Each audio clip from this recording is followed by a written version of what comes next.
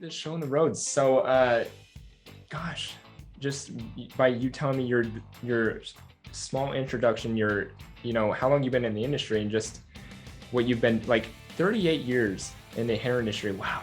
In the hair industry, yeah. So how old were you when you got into the hair industry? Did you start off as like a cosmetologist, or how did that work?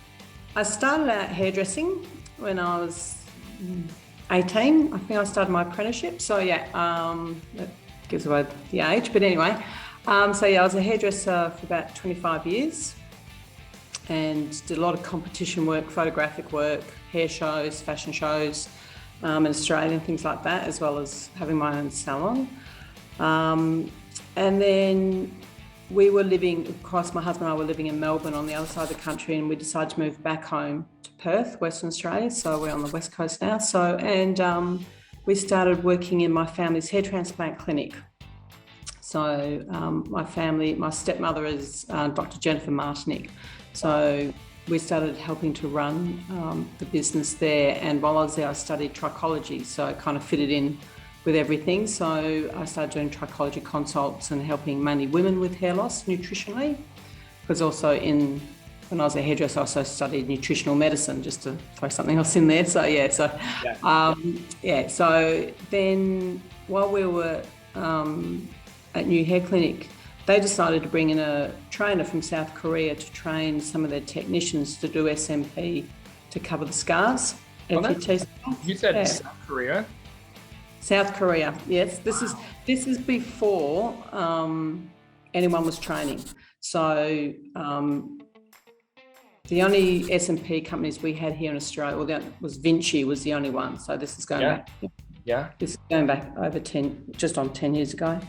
So the trainer was from GoldenEye. So I was trained in trichopigmentation, not SMPs. So, not what we do now, but spoke no English at all and had a translator. So it's very rudimentary, sort of basic training. So we, there was no manual, there was nothing like what today's training is like, So we only did models for density work. We didn't do any shaved heads, and it was always, PMU pigment. It wasn't with carbon pigment, because you couldn't get carbon pigment. We couldn't get it here in Australia. Really? So you start with the PMU type pigment, really? Yep. Yeah, well, trichopigmentation, so the semi-permanent version. Yeah. I didn't know that. That's crazy. Yeah, wow. So we did that.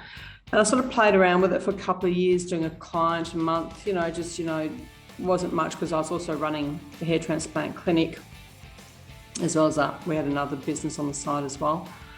And then I met Susie. So Susie showed me the SMP technique. So traditional SMP is quite different from trichopigmentation in technique. So she showed me that. And then we managed to get our hands on some carbon pigment, because you literally could not, nobody was selling it. The industry wasn't like it is today at all. And so I finally got my hands on it, and it went from there. So then we travelled to New York, and I did some training with Matt by Lulo at Scalp Micro USA. And then it just ran from there.